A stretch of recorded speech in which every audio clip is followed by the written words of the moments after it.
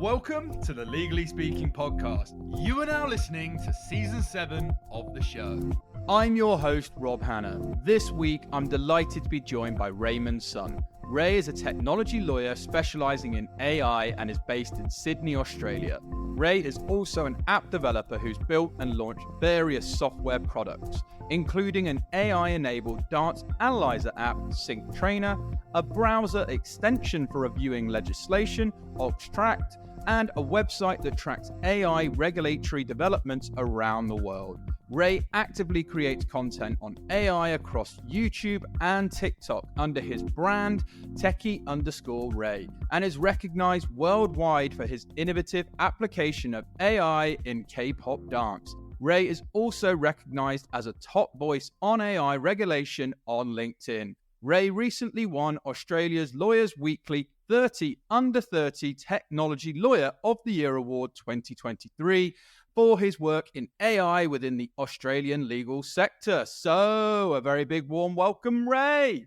Hey, Rob. Thanks for having me on your podcast. Oh, it's an absolute pleasure to have you on the show. And before we dive into all your amazing projects, experiences to date, we do have a customary icebreaker question here on the Legally Speaking podcast, which is, on the scale of 1 to 10, 10 being very real, what would you rate the hit TV series Suits in terms of its reality of the law on the scale of 1 to 10 if you've seen it? Oh, probably 5. Give it a pass. A 5 and a pass, and let's go on to talk all about you, Ray. So would you mind telling our listeners a bit about your background and career journey? Yeah, well, hi everyone. So my name is Ray, and for those, if you want to remember me, my last name is Sun. So Ray's Sun, switch it around, Sun Ray. Just look up the sky in the sun, and yeah, that's how you remember me. Yeah, so I'm a technology lawyer. So I'm a lawyer who specializes in advising on AI projects. So I'm trying to become something which is an emerging role called an AI lawyer. And basically what I do in a day is I advise clients who want to launch an AI project, would it be a big client or a small client, I advise them on the regulatory and contractual issues surrounding the AI project. And then I try and advise them and also write contracts or review contracts to help mitigate those risks, as well as advising, let's say, big companies to implement something called, let's say, responsible AI governance policies, basically frameworks and systems to make sure that the internal staff use and develop AI properly. So that's basically what I do in my day job. And I work in at a big global law firm based in Australia. So I get to interact with a lot of international clients. On the side, I'm an app developer. So I like building, I have experience in web dev, mobile dev, and also machine learning. My angle in AI is computer vision. So I guess I'm more well known for creating an AI system that can evaluate dances. So you can evaluate how synchronized your dance moves are. So basically, you record a video of you and your friends dancing, and you upload it to my app, and it'll just evaluate how difficult the dance was and how synchronized you all danced. And that's basically, I've been also building other various products, which I'm happy to talk to later. And I also create content on the side on YouTube, TikTok, and LinkedIn. YouTube and TikTok, I like to talk about AI hacks and tips and tricks. On LinkedIn, I like to talk about AI regulation. And I love reading about AI regulation on the side. And yeah, just wanting to see how the world and industry develops. Yeah. Incredible. And it's absolutely with the times and where everything is going. And it's super exciting. And congratulations on all the work you've been doing. I want to go back just a quick step because obviously you're in the role now. You're a tech lawyer doing all this amazing stuff. Where did it start for you? Where did you always want to be a lawyer? Did you always sort of have an interest in technology? Just tell us a little bit more about your sort of journey leading up to where you are today.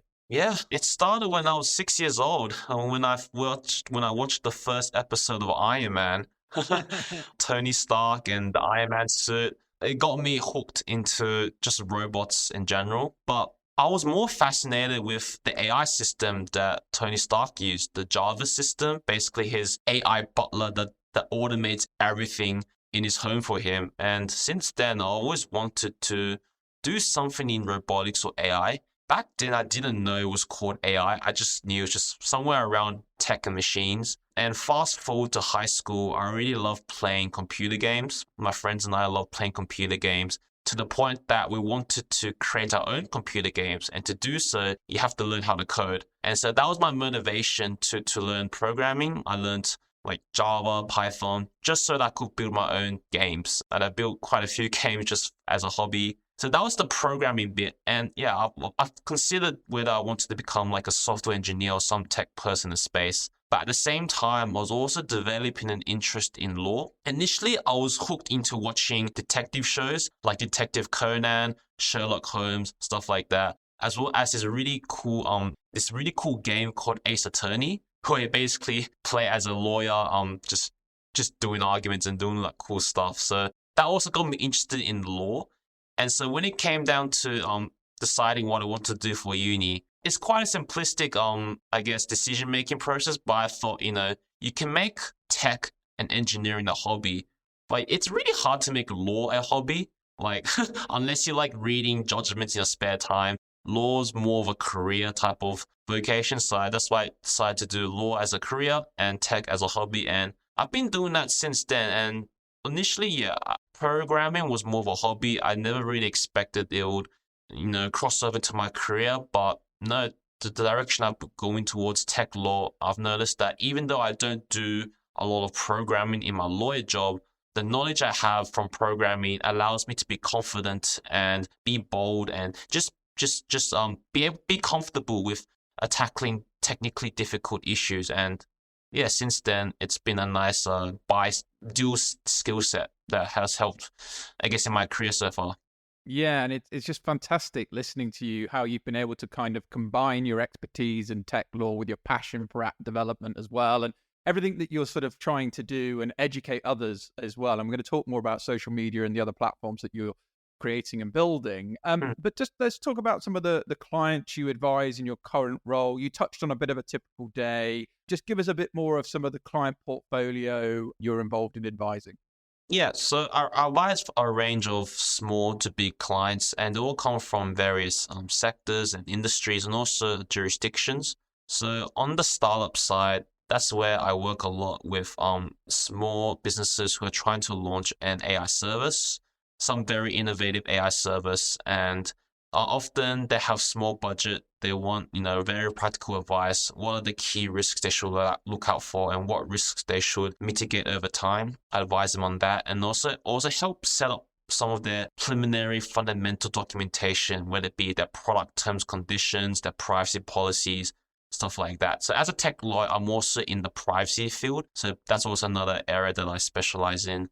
For the bigger clients, these can range from the big banks or big telco companies or any, big, top 500 shareholder companies where they want to implement some AI service or they want to integrate AI into their internal business process, and they want me to help advise them on the risks of using AI.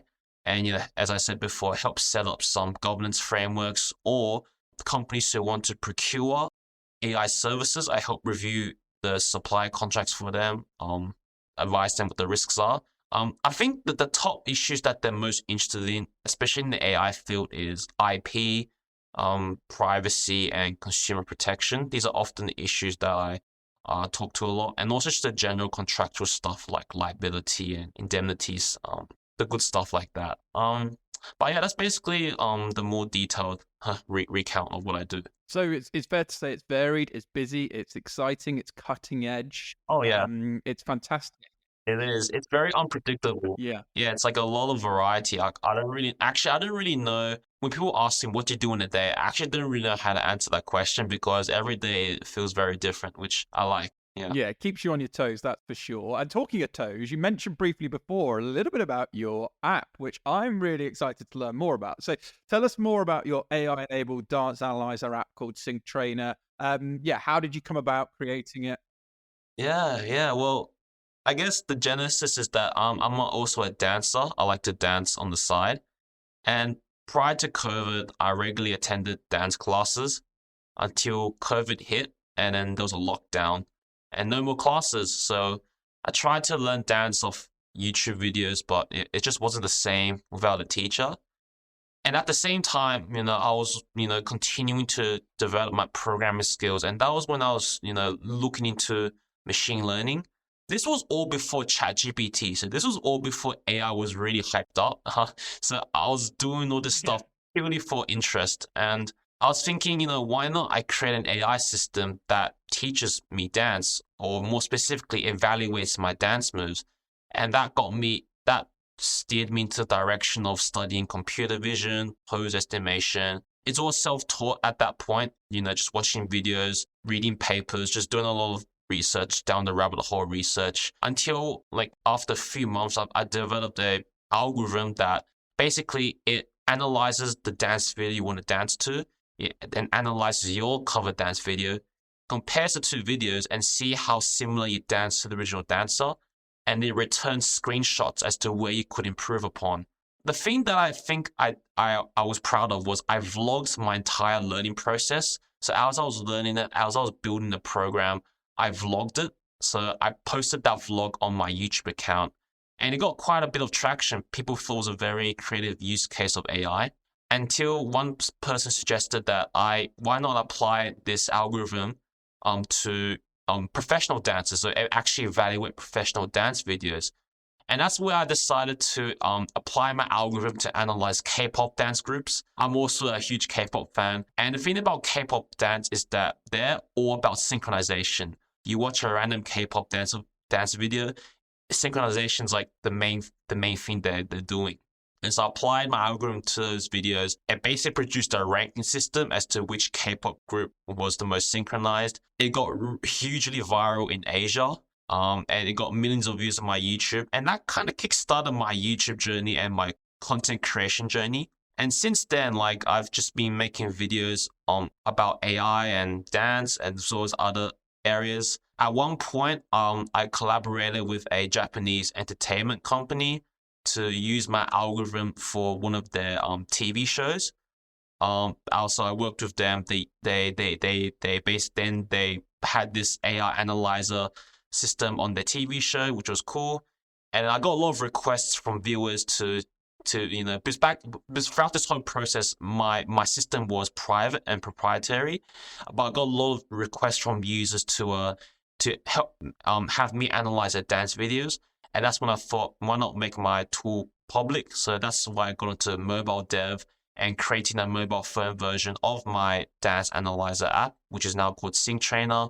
And yeah, it's now available for free on Android and iOS, and people can now use it to analyze the dance moves in addition to any other synchronized routine like gymnastics, martial arts, etc. Yeah.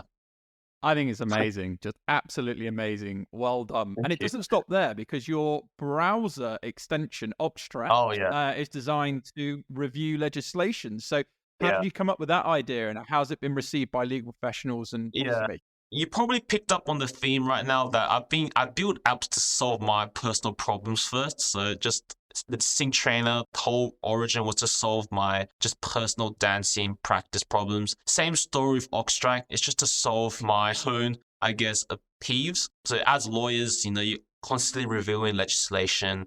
And legislation, in Australia, we have this website that hosts all the legislation, but the website isn't that user-friendly, and you might relate. Whenever you review legislation, look at a clause.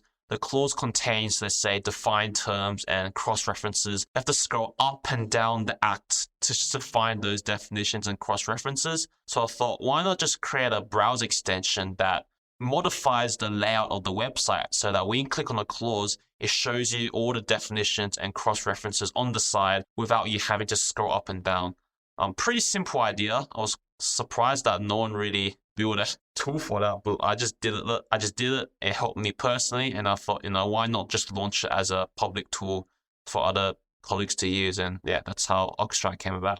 You, to me, are the definition of the O-shaped lawyer, where we talk about the next generation of legal talent that are open, opportunistic, thinking about entrepreneurial ways to solve problems. Because I think, it's fantastic that you don't just sit on a problem and complain. You go out there and find a solution and actually work on it. So Well done. I want to talk about your website because it tracks the AI regulatory developments worldwide as well. I understand the website does that tracking. What are some of the most significant trends or changes you've observed in AI regulation in recent months? That's a very good question. Well, currently I'm seeing three categories of regulations developing. The first category are your countries that already have enforced legislation or draft legislation or regulation on AI. And these really only include a couple of the big countries. So the EU, China, Canada, Brazil, South Korea, and later, eventually, the US. And there's a spectrum of these sort of countries. So we see, let's say, the EU, they're really front running the whole risk-based approach regulation where you're trying to regulate AI as a whole and based on how risky the certain AI application is. In contrast, you have China's approach where they're targeting specific AI applications. So they actually discriminate certain AI applications to be regulated under Chinese law. That's the first category. The second category is where most countries sit in, including the UK and Australia. These countries, they don't have an AI-specific regulation. They either have a ethics framework or some guidance policy of some sort, but mostly rely on a patchwork of other existing laws like privacy, IP, consumer protection laws to just control those risks of AI. And then the last category are basically countries who are still very early in AI regulation thinking, or they have not yet prioritized AI regulation, or they've openly decided to not regulate AI. And probably the big examples there include, let's say, Indonesia. They've only just started thinking about AI ethics, and also India, where they've actually announced that they won't regulate AI at all for the time being. They want their market to catch up with innovation, and until a certain point, that's when they'll actually consider AI regulation. So these are the three broad trends I'm seeing across the world. Yeah, no, and they're fascinating trends, and thank you for giving such a sort of comprehensive answer to that. Time for a short break from the show. Are you still relying on spreadsheets to manage your legal matters? There's a better way to work. Our sponsor, 𝐤𝐬𝐬𝐬 is the cloud-based legal software that will transform the way your law firm operates. They offer legal practice management and client onboarding software that doesn't cost the earth. In fact, from as little as £49 per month, you can cut out all of those tedious admin tasks that you dread doing each week, each month. Automate the boring stuff, free up more time for the important stuff. That's what you get with 𝐤𝐬𝐬𝐬. Your clients will thank you for it, your bank account will thank you for it, your colleagues will thank you for it, and you can even thank me later for telling you all about it. So head to 𝐤𝐬𝐬.com/legally speaking to see how 𝐤𝐬𝐬 can help you. That's CLIO.com/legally speaking. Now back to the show.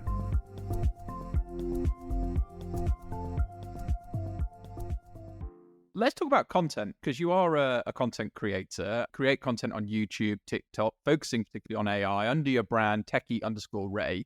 You've been globally recognized, as you've touched on, in China, the US, South Korea, Malaysia, and the Philippines. What have been some of your most popular videos today? Well, I guess in terms of view counts, my most popular video is when I applied my AI to analyze a bunch of K-pop. The first ever video where I applied AI to analyze K-pop groups, that got, I think it's nearly 2 million views on YouTube, which is, for me, it was very big as a small YouTuber back then. Yeah, that was basically, that was the whole kickstarter for me to continue to content creation. So I've been creating these AI analyzes K-pop dance series, which is a playlist of nearly 30 or 40 videos. So I have this playlist that's going on, but also have separate playlists on other topics. So one other popular video is where I used AI to generate dance choreography. So again, this was all before ChatGPT and the whole rise of generative AI. This is around 2020 where I built an algorithm that can create dance animations based on the music that you give it to. So you upload the music, and then based on that music, it will create a dance animation, and you can then follow the animation, and that can then be the basis for your choreography. So that did that. I also have a bunch of other videos where I teach programming. So I got a few videos where I talked about some tips for beginners to get into programming. and also have courses on Udemy and Skillshare. We have like a crash course on how to learn JavaScript and web dev, which is quite good. I've got at least 1,000 students across this platform just learning how to code from me. So yeah, it's basically a quick gist of the content I make. Yeah, and it's fantastic, and it's inspiring for the listeners. I'm sure how you do all this on top of obviously working for one of the top law firms in Australia in the tech legal role that you have. You've rightly also won top voice on AI regulation on LinkedIn. What do you think are the biggest challenges in regulating AI technology, and how can these potentially be addressed? Yeah, well, yeah, I do like LinkedIn's like the place where I post a lot of my thoughts and quick bite-sized updates on what's happening around the world. And yeah, just quickly, I guess the big 4 questions that I think are like, number 1, how do you define AI? Number 2, who do you regulate? Number 3, how do you regulate in terms of what controls and restrictions do you place? And number 4, how do you harmonize and align your AI rules with your other existing laws? I can go through them one by one. Like, number 1, what is AI? There's actually no universally accepted definition of AI. It's still very much a debated definition, which makes it hard for rule makers because laws all based on definitions. So you have that challenge. Then you have who to regulate. There's so many stakeholders involved in an AI project, whether it be the developer, the importer, distributor, consumer. You can look at how the EU have structured the draft law. You can see how they try to define certain rules and liabilities for each stakeholder. But you have that question.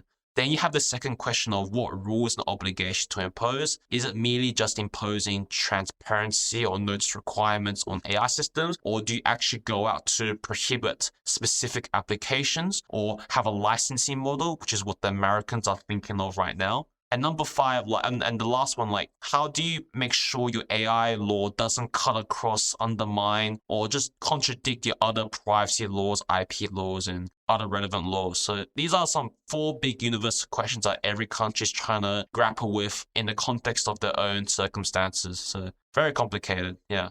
Very complicated, and some might argue this is why the legal system struggles to keep up, because it's always been a very old traditional system, and obviously with the speed of the way AI is going, it's making it a challenge. I want to go back to basics, maybe for some, and for others, maybe they're well up to date with this. But it's important that we give some sort of definitions or differences.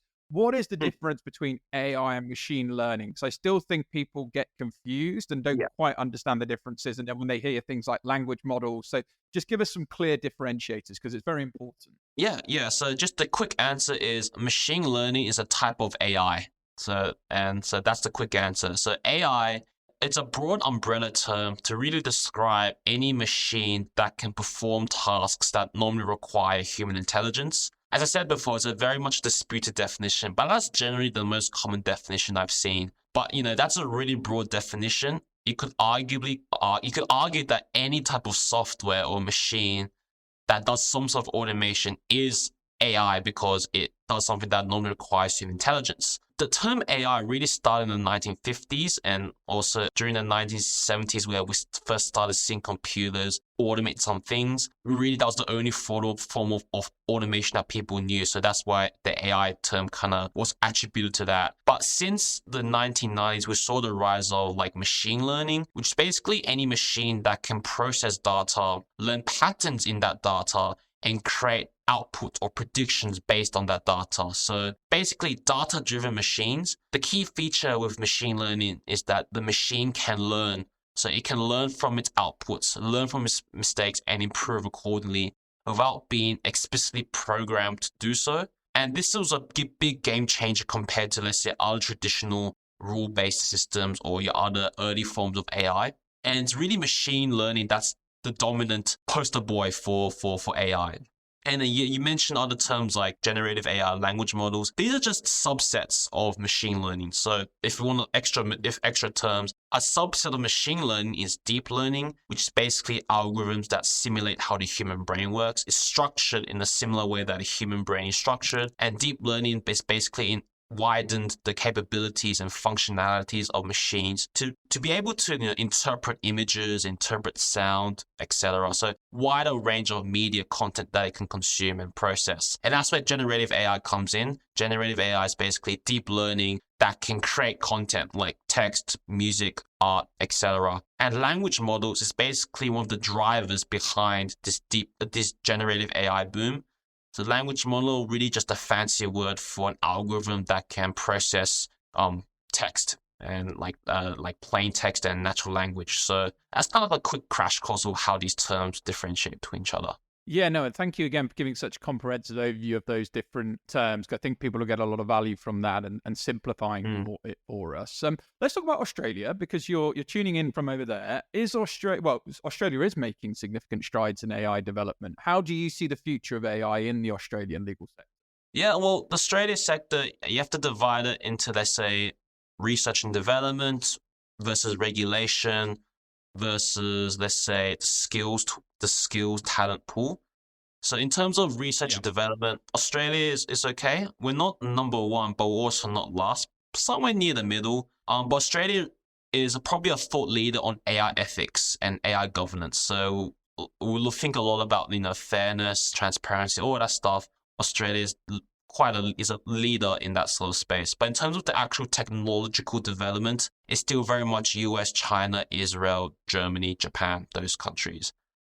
In terms of, let's say, the skills pool, that's like a byproduct of the R&D development. Because Australia's innovation sector is not the leading one, naturally the skills pool is not leading as well. But we still have a very formidable talent pool in Australia, just building out and developing AI.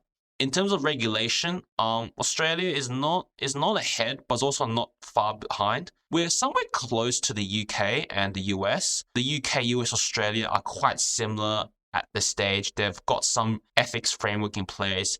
They've held some public consultation into how they should craft AI regulations. Right now, Australia is just trying to work out how it should approach AI regulation. So there's a report that's yet to be released on that, and a draft regulation to be released as well. So it's around that stage, similar to UK and US, yeah. Interesting. Well, let's see how the plot thickens, that's for sure. What is the most unconventional use of AI that you've come across in your work or research? Unconventional? Oh, let me think. Well, I guess maybe back then when I applied AI to dance, that was considered quite novel and original. So I guess that counts as one example. Yeah, that's a good question. I think another unconventional case would be, let's say, use of AI in, I can't really think of one right now. It's quite a lot of these cases. Maybe like for the really fun, funny cases where using AI to predict what your cat wants to eat for breakfast. I think I'm seeing some of those really funny examples on Reddit. Yeah, but I'm gonna have to get back to you on these unconventional ones. Mostly I've seen like the really productive and yeah. Yeah, and I think, there are obviously lots of productive cases. I was seeing the other day how AI could potentially help see people through walls, which could be really good from a security perspective and predicting where people could go and things like that. It's super interesting to see what can happen. Can you share any exciting upcoming projects or developments in the field of AI or technology law that you're currently working on? So I guess my AI background has really been in the dance tech space. I just made up that word, dance tech, but yeah. So I like to just explore something beyond that. Definitely in the legal tech space. I'm definitely very interested in how AI can help with just contract reviews. It's quite a popular use case among the legal tech space, just trying to automate contract reviews. I'm probably more interested in like really bespoke domain-specific language models. I think that's the future of language models. Right now, we're really trying to improve the general language models, but eventually domain-specific language models will be the new thing. I've kind of like how Google recently released Palm 2, which is like a medical-specific language model. I expect something similar in law. And law, there are many different fields of law, right? So I expect to see very law-specific, domain-specific language models. Like you have your privacy-specific models, your consumer protection models. So I expect to see that, and how will the legal sector try to build out those models. And yeah, I also like to play around with them and see how I can apply it to my own work. In terms of just broader innovation, this might come back to the unconventional use case. I'm really curious about the emerging field of something called synthetic biological intelligence.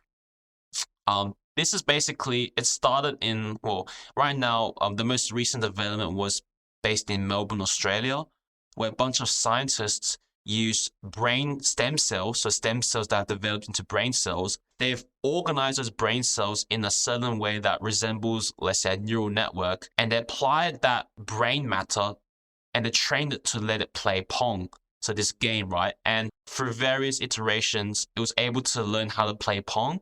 And it's very interesting because it's a AI that's built on brain matter, like organic brain matter, instead of just a certain algorithm. So I find that really cool because if through this experiment we can further learn how brain cells work, this is still very much a black box. How do brain cells actually work?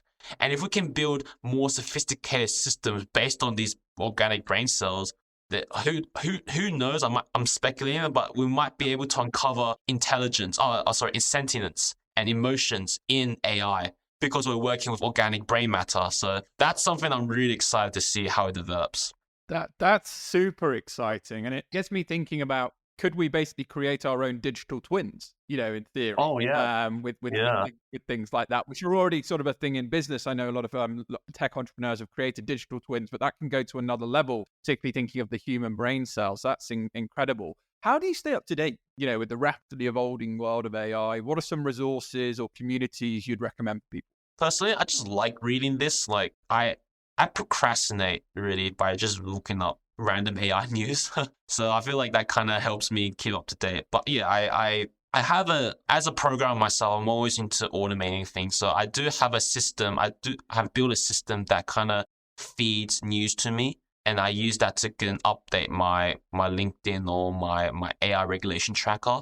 So I have that sort of system going on for me, which I plan to create a public-facing version very soon. So I get that's another project that I'm looking forward to release. It's not really an AI project. It's more just like a newsfeed project. But yeah, it's just another project I'm working on to keep up to date. Yep, you definitely keep busy. And finally, before we let you go, Ray, what advice do you have for aspiring technology lawyers looking to make an impact in the field of AI? Maybe just 2 tips. I think number 1, like be genuinely passionate and interested in technology. I think right now it's a really hot field and that some people are going into it because of the hype or just to pad up their resume, thinking that it's going to be a good career. It is very fun, interesting, but it's still very early stage as well. And there's a lot of reading, a lot of keeping up to date. It's one of those fields where you can't just set and forget. You're always learning new things, and the thing that you learned yesterday might be obsolete tomorrow. So there's that sort of rapid pace that I feel like those who are genuinely interested in the topic area are able to keep up. But let's just say you are really interested, which is great. I think another thing is actually have fun and have a go at playing around with these AI tools. Like you can read a lot of journal articles, papers, and watch a lot of lectures to get up to speed with the book theory of AI. But I feel like those who actually built AI, played around with AI, or even just mingled with the developer communities, the software engineering community, have a much deeper practical understanding of the technology. Because often, I guess one of the common commentary I see among, let's say, the EU or other countries that are trying to implement AI laws is that there's often a disconnect between lawmakers and the actual people who are deep in the tech. I feel like it's very important if you want to be a competent tech lawyer, just to have an understanding of both sides and be able to talk the talk and also walk the walk. I'm still learning a lot myself, and the more I learn, the more I realize that I actually don't know a lot. So it's just having fun with the learning process as well, and just actually be practical with your learning. Yeah. I love that. And it's when I was doing some talks recently on some panels around tech and AI, curiosity, staying curious, being open to learning what you're saying, and definitely being passionate. And like you say, try these things and have fun along the way. I love that. Ray, I guarantee you would have inspired so many of our listeners around the world listening to this. If they want to learn more about your career, where can they find out more about _Ray, Sync Trainer, or Oxtrack? Tell us with their handles. We'll share them with this episode for you too. Yeah. Oh, I have my personal website, www.techieray.com. It's a web. It has all my socials in there. It has my story in there. All the links are in there. It's a one-stop shop about me. So, and it also includes a link to my global AI regulation tracker. So, yeah, that's just a one-place stop. Fantastic. Ray, this has been absolutely brilliant. Really enjoyed listening to you, learning from you. It's been an absolute pleasure having you on the show. So wishing you lots of continued success with your legal and entrepreneurial pursuits. But for now, for all of us on the Legally Speaking podcast, over and out.